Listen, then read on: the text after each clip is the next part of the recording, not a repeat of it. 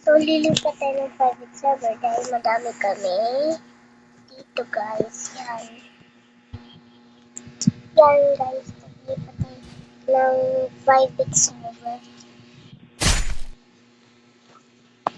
So, guys, walang maingay ngayon.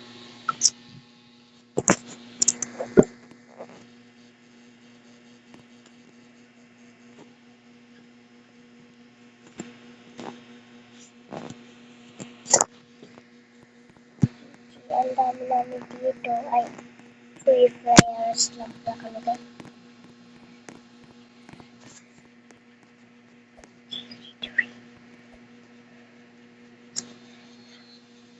Sana, ano tayo, guys, innocent appeal ko, innocent. Kasi alam ko naman ito, diba? Innocent.